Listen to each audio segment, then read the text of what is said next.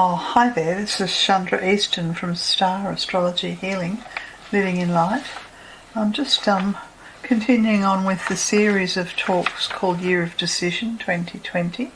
I'm focusing on the Sun's entry into Capricorn and the themes that are bound for this time of the year.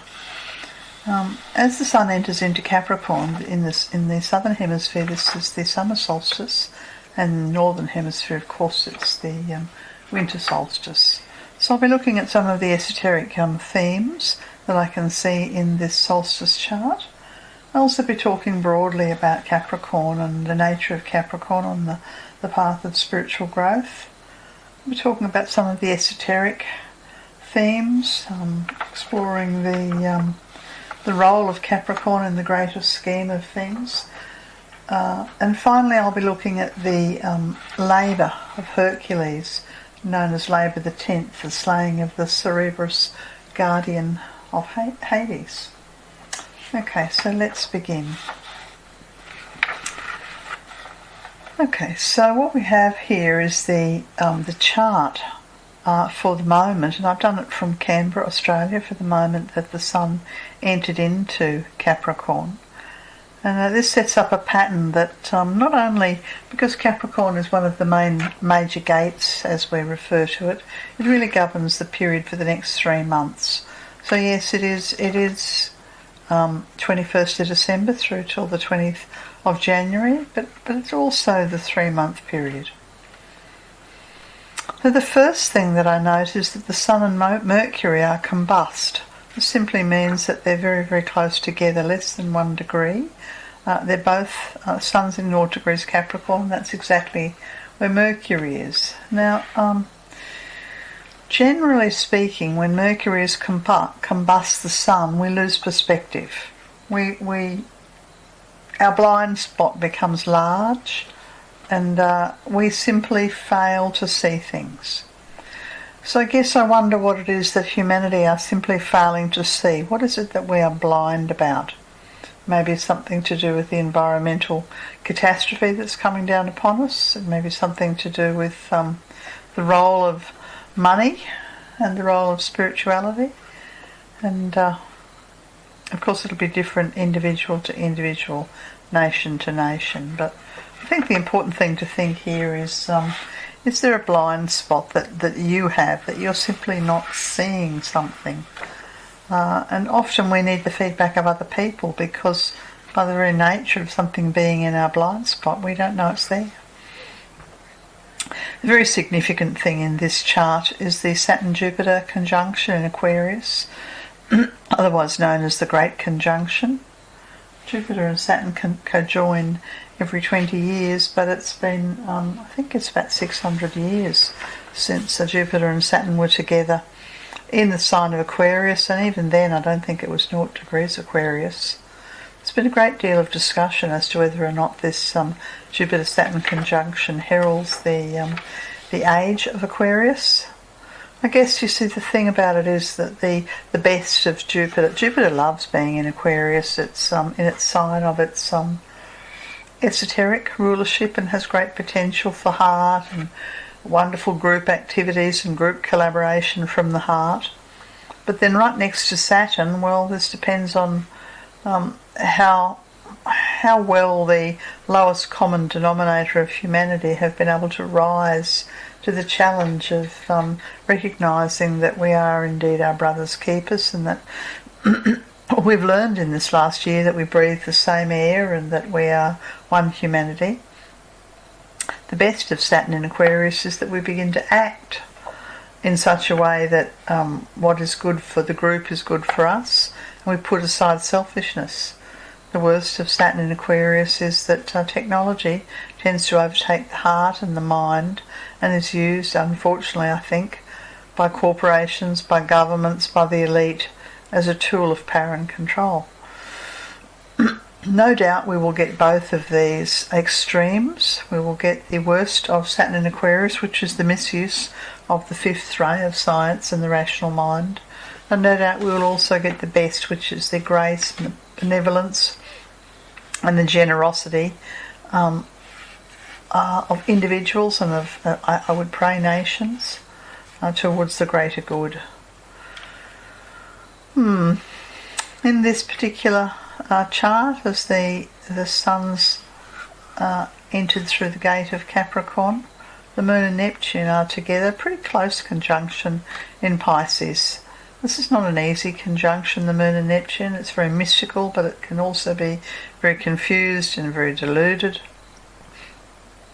There may be wool being pulled over our collective eyes, maybe by governments or by corporations, or maybe we're doing it to ourselves, failing to see what's right in front of us. And so there's that message again, really. We've got a blind spot and there's some wool being pulled over our eyes. What's required with the Moon-Neptune conjunction in Pisces, which is also square the nodes, is to make a very clear, defined, committed choice for personal growth, for planetary growth, for the collective heart. Humanity must choose. The fishes, they swim upstream and downstream, and the path of least resistance for the sign of Pisces is just to follow the masses and fall into oblivion and fall into blindness and ignorance and apathy. And the best of the Piscean energy is to find the will to good, and the will to engage with truth, the will to stand firm upon the convictions that we have. And so we all need to be very mindful of our own Achilles heel, whatever that might be. Maybe there's a part of us that just doesn't want to put in the effort somewhere, or a part of us that doesn't want to see some truth that's right in front of us, a part of us that is looking for an easy out, wants somebody else to take responsibility. Yeah? These are the challenges of this chart. There are some very lovely aspects between the Sun and Mercury in Capricorn, and the Taurus midheaven and the Uranus midheaven. Uranus conjunct the midheaven. So I guess what I'd say is that certainly from the Australian perspective, the economy, some aspects of the economy will bounce back. There are lovely trines going on here. And yet there will be other people who'll fall through the cracks. That's the Moon-Neptune square the nodes. I wonder whether the people who'll fall through the cracks are the people whose businesses are connected to overseas or to the international markets or to oceans in some way. And I say this because the ninth house cusp is under siege in this chart. That's the international affairs. So of course the second wave of the pandemic's been gripping Europe, and I don't know enough about the industries that are being impacted, but I would imagine that there would be some industries that haven't really recovered. Certainly in Australia you could say that this is the international students coming into our universities. It may also be the international flight or international shipping. It could be international trade, but all these areas are under pretty heavy siege and doesn't look good, I'd say, for 3 months. That'll take us through till the 3rd week of March. Yep. Cancer's rising in this chart, and the 12th degree of Cancer, which you may or may not know, is very close to the fixed star Sirius.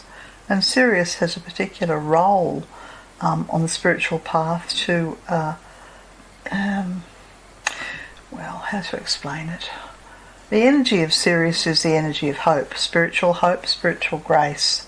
And when the ascendant falls in the 12th degree of Cancer, you could say that humanity are being directed towards the hope and the grace of the realms of spirit. And it appears to me that the virus, the pandemic, has been a major learning curve for humanity, who have, by and large, large numbers of humanity, have forgotten that they are souls having a human experience. They think they're humans. So I think that the Sirius position, very strong, is a call to arms to the spiritual disciples to take their positions and to hold alight the energy of hope. Of course, the other thing about this solstice chart is that it's Well, it's a week after the solar eclipse. So the window for the solar eclipse is 3 weeks before the 14th of December. That would take us through till around about the 3rd week of November is when it started. And the solstice window finishes around the 4th of January.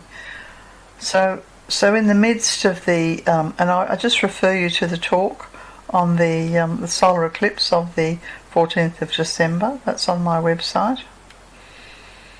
But the fact that, I guess you see the Moon-Neptune conjunction is so profound in this chart. It's very important that people rise above their desire, their confusion, their apathy, their emotionalism, to see the truth of what is. Yeah. Okay, I'm not sure that I'll say a great deal more about that chart. I could. Oh, well, Venus is sitting outside the nodal axis. You'll notice the south node in almost the 20th degree of Sagittarius in the 6th house, and the north node opposite in almost the 20th degree of Gemini. And there are only 2 planets outside that nodal bowl, or that nodal axis, and one of them is Venus in Sagittarius, and the other is the Earth in 0 degrees of Cancer. And of course, Cancer and Capricorn represent the 2 gates. The gate of Cancer is when we are destined to come back into incarnation to learn the lessons that we have failed to learn thus far. And the gate of Capricorn, which of course the solstice chart is focused upon the gate of Capricorn, is the entry into the finer vibration and a life lived more from light and from heart and joy and compassion.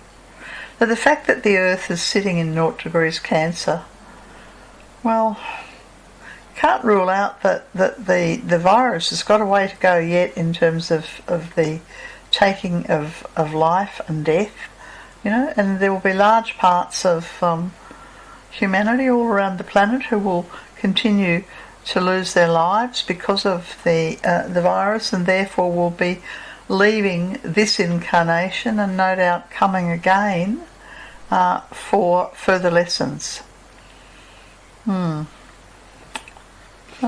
Venus is also outside the nodal axis in Sagittarius and has a lovely trine to Aries. And I think the message there is at some point we have to realise that the buck stops with us. The way the planet is, the state of affairs, of the inequality between the nations, the whatever karma you've created in relationships in your life, the buck stops with you. And when we pick up our personal responsibility, and that's the trine from Venus and Sagittarius up to Chiron and Aries, when we're accountable and take personal responsibility for our actions, if every single one of us would do that, then the wheel of karma would move along.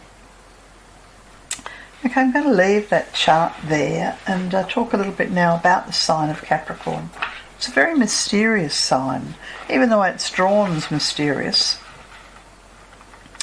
It's a portal, it's a doorway, it's an entry point, and in fact it is the commencement of the path proper. Well, not the path proper, the path of initiation. Just to explain from an esoteric point of view, we grow in spiritual stature according to the effort that we put in, and this takes lifetimes.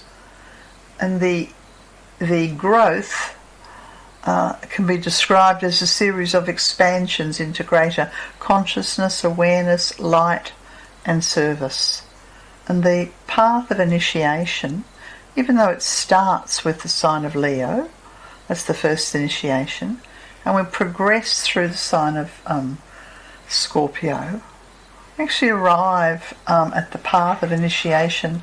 This is the third initiation, the part of the path where the soul begins to have visible impact in the world. Up until that third initiation, our soul is in the process of trying to overhaul and redeem aspects of ourselves. And yes, we can do some good work in the world, but by and large there's still a lot that needs to be purified and redeemed before we can be living in our soul light. So the process of more visibly living in our soul light commences through the sign of Capricorn at the third initiation, also known as the initiation or the expansion of transfiguration. Simply put, we begin to have greater responsibility for group work. Capricorn is associated with goats. Whether that's a land goat or a sea goat is debatable. Different astrologers use different analogies. I like the sea goat myself. The themes associated with Capricorn at this higher turn of the spiral are learning silence, living in silence. If you can't say anything nice, don't say anything at all. Recognising that when we clear our karma, we suffer, but then the karma is cleared. There's a sense of isolation or aloneness that is often within and around the sign of Capricorn. It is most definitely, preeminently the sign of group work, work in the world, so world service. And it's got a great association with mountains. And of course mountains have the steep ascent, and they have the summit, and then they have the steep descent. And so people with Capricorn strong in their charts have this sense of a lot of effort to climb a mountain, a small amount of time to enjoy the view, and lots of effort involved in coming safely down the mountain. Esoterically, the sign of Capricorn has two keynotes. Well, I beg your pardon, exoterically there is one keynote, and esoterically there is another.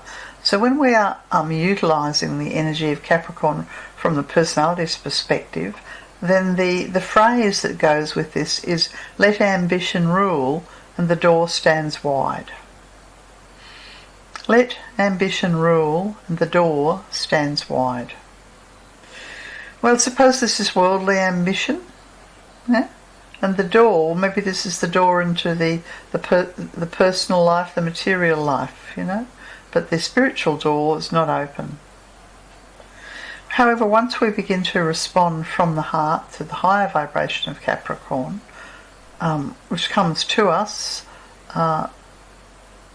in this particular time and era that we're in, it's entering in towards the disciples through the fixed star Sirius, and to the initiates through the fixed star Vega. And the esoteric keynote for Capricorn at this higher turn of the spiral is, lost am I in light supernal, yet on that light I turn my back. Lost am I in light supernal, yet on that light I turn my back. Because of course the more deeply we go into our process of spiritual growth and redemption, the brighter and the more profound and more supernal becomes the light. And yet that's not the purpose of it, that's a subsidiary side effect. The purpose of spiritual growth and spiritual effort is to be able to create a pathway to bring others with you. So on that light, one must turn one's back and go back towards humanity, towards the world, and to assist those who are lost or suffering. There are 3 constellations connected to Capricorn. One's called Sagittarius. Nothing to do with Sagittarius, but I don't know. I guess it must be on some level. But the arrow that comes through the constellation of Sagittarius is thought to have come from the heart of the cosmos to pierce the heart of the spiritual disciple. That's the first constellation. The second constellation is Aquila, known as the eagle or the bird of light, known for its great insight too. And the third constellation is Delphinius, which represents a leaping fish or a dolphin. So we have an arrow coming from the heart of cosmos to pierce and awaken our compassion. We need the insight of Aquila the eagle, and to me Delphinius represents pure joy, the dolphin. Yeah, so of course you see, when we follow the journey of Hercules through the signs of the zodiac, we realise that this is a stepwise process of awakening and redeeming and cleansing and becoming more of who he truly is. And this is the journey for us. You don't have to be a Capricorn to have the tests and the trials associated with silence and suffering or loneliness. You don't have to be a Capricorn. You might be a progress Capricorn. You could have the moon in Capricorn. Could be that you are responding to the energies of Capricorn and they've brought you to the mountain. There are three great ascensions of the soul. Through the sign of Virgo, we gradually lift matter, the world of matter, towards the light. Through the sign of Scorpio, and we do that around the first initiation. Through the sign of Scorpio, we purify the psychic and the astral realms. And through the sign of Capricorn, we raise our mind, the rational mind, to the heart lotus within the ajna, the brow chakra, and we then the door and entry into the global work occurs. Okay, I'm going to move on now to talk about the 10th labour that Hercules, the world disciple, the world aspirant who becomes the world disciple, had to undertake. And this labour is known as the slaying of Cerberus, who's guardian of Hades or hell. And I'll read you the myth straight from the old commentary. And of course you'll find this in the text by Alice Bailey, Esoteric Astrology. And the myth proceeds as such. The light of life must now shine forth within a world of dark, the great presiding one declared, and the teacher understood. The Son of Man, who's also the Son of God, must pass through gate the 10th, he said, and within this very hour Hercules shall venture forth. When Hercules stood face to face with him who was his guide, the latter spoke. 1,000 dangers you have braved, O Hercules, the teacher said, and much has been achieved. Wisdom and strength are yours. Will you make use of them to rescue one in agony, a prey to vast and unremitting suffering? The teacher gently touched the forehead of Hercules, and before the latter's inner eye a vision rose. A man lay prone upon a rock and groaned as if his heart would break. His hands and legs were shackled. The massive chains that bound him were tied to iron rings. A vulture, fierce and bold, kept pecking at the prostrate victim's liver. In consequence, a trickling stream of blood flowed from his side. The man uplifted his manacled hands and cried out for help, but his words echoed vainly in the desolation and were swallowed by the wind. The vision faded. Hercules stood as before at the side of his teacher. The shackled one, whom you have seen, is called Prometheus, the teacher said. For ages has he suffered thus, and yet he cannot die, being immortal. From heaven he stole the fire, for this he has been punished. The place of his abode is known as hell, the domain of Hades. Unto Prometheus, O Hercules, you are asked to be a saviour. Go down into the depths, and there upon the outer plains release him from his suffering. So having heard and understood, the Son of Man, who is also a Son of God, embarked upon this quest and passed through gate the 10th. So that's the task. Hercules has to rescue Prometheus, who's being punished, and his liver is being eaten out by, what was it, a bird, a vulture. Yeah. and he's being punished because he'd stolen the fire of the gods. So Hercules has to go down into Hades, down into hell, to release the suffering. So he goes down.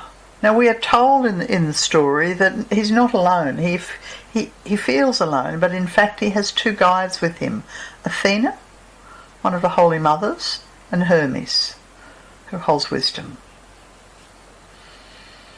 And he comes at length upon a dark envenomed river called the Styx. This is the river that the souls of the deceased must cross, and an obol or a penny has to be paid to Charon the ferryman, that he might take them to the other side. Well, the sombre visitor from Earth frightened Charon, and so he forgot the fee and he ferried the stranger across. And Hercules at last had entered Hades, a dim and misty region where the shades, you could think of that as the ghosts, or better said the shells of those departed, flitted by. When Hercules perceived Medusa, her hair was entwined with hissing snakes. He seized his sword and thrust at her, but struck naught save empty air. I find that an interesting image, because it's not that long ago that Hercules had to deal with the sign of the snake, the sign of the Scorpio. Anyway, he's going on through the labyrinthine paths, threading his way until he comes to the court of the king who rules the underworld, Hades. The latter, grim and stern, with threatening mien, sat stiffly on his jet-black throne as Hercules approached. So who would be the court of the king who rules the underworld? Seems to me this is the accumulated ego, the dweller. And the king says, "What seek you, a living mortal, in my realm?" Hades demands. Hercules says, "I seek to free Prometheus." But then he notices the path is guarded by the monster Cerberus, a dog with 3 great heads, each of which has serpents coiled about it. And Hades replied, "If you can conquer him with your bare hands, a feat that no one has yet performed, you may unbind the suffering Prometheus." So he's been given a very specific task. He's had to go down into hell, to cross the river of the ghosts, have conversation with Hades, I think of that as the dweller on the threshold. He's been told that there's a 3-headed dog blocking the path. And despite all of this, he has to, with his bare hands, free Prometheus from his suffering. This is the task before us. We have to go down into the depths of our darkness, our unconscious, things that have been buried for whatever reason, from the past lives, from the family history, from the childhood, whatever. We have to confront the very face of darkness, the king of darkness, the dweller. We've got to look out for Medusa, who's there with serpents in the hair, all kinds of tests, trials and tribulations, physical, emotional and mental. Anyway, on Hercules goes, and pretty soon he sees the triple-headed dog and hears its piercing bark, and it's snarling and it attacks him. It's interesting, because I've always realised that our dweller, the accumulated history of our personal self, the unredeemed personal self, has 3 streams or 3 faces to it. And this would be 3 different streams according to the different incarnations one has had. Anyway, Hercules grasps the primary throat of Cerberus and holds it in a vice-like grip.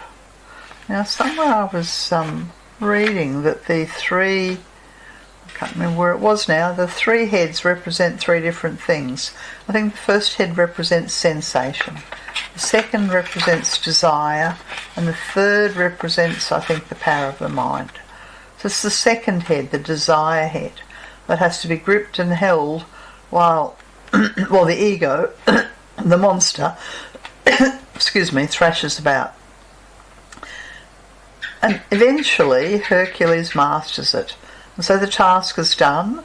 And then he finds Prometheus upon a slab of stone, and he breaks the chains and sets the sufferer free. Interesting, this labour, because he's not doing something for himself. I think this is the first of the labours of Hercules, where the task is to liberate and free another, just for the greater good.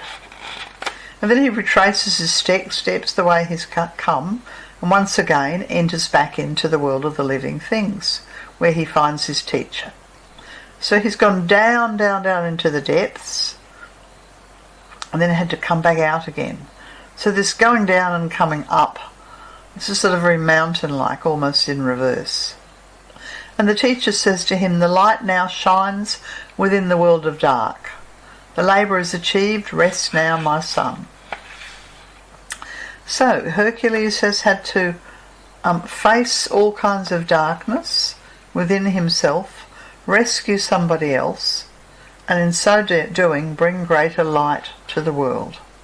This is the task that you and I have before us around this Capricorn time of the year, as we've just passed the Christmas festival, and here I am between the Christmas festival and the New Year festival, we are moving through the sign of Capricorn, and humanity need to bring greater light into our daily living, into the world. Yes, okay. So just to recap some of this, the relevance of this slaying of Cerberus, the guardian of Hades. Before Hercules goes down, he has to purify himself. Seems like he's done nothing but purify himself. And many people don't realise that the spiritual process and the spiritual growth and the spiritual awakening and purity, it continues on and on and on. You don't just do it once and it's finished and done with. So there's purity, there's a preparedness to face the dweller, Cerberus, the three faces of the dweller, have to actually overcome the sensation, desire, and the power of the mind, and then pause and perform an act of service for the group. Okay, so the themes of this labour that we're all being asked to enter into, particularly now until the 20th of January, but as I said, it also governs the next 3 months. This is descent into the depths. Whatever it is that you've put a lid on and haven't dealt with thus far, best get digging into it. Cross the river where the ghosts are and pay the ferryman. Cross the river of the Styx and don't be afraid of the ghosts. Maybe they're ghosts of your past. Ghosts. Don't forget that you are supported and guided by Athena and Hermes, by the Holy Mothers and the Light of Wisdom. Navigate your way through the astral world or the shades until you find the court of Hades. You find the area where your ego has taken up residence. Beware and be mindful of Medusa, the face of the Gorgon, the snakes within her hair. Right? How those snakes manifest will vary person to person. Focus upon the task that you have been given to free someone else, to assist and free someone else. Be mindful that the path is guarded by the three-headed dog, yeah? And that the dog has a tail that's also made of serpents. Tackle the ego. Seize the central head of desire, and thus release whoever it is who's suffering and bring light into the world. So I'd like you just to take some time and ponder upon all of that and see, how does it apply to you? What is the darkness that you need to go into? Yeah? What are the sensations or desires or power of the mind that are blocking your path? Who is it that you need to help? Who can you assist? to bring greater light within the world. If we would all do this, if we would all undertake the labour, the 10th, just as Hercules did, in this next month or this next 3 months, the world would be a better place. Okay, I think that's all that I'm going to say about that. I hope you're having a wonderful festival season and looking forward with joy in your heart to the year to come. This has been Chandra Easton from Star Astrology Healing, Living in Light. Bye for now.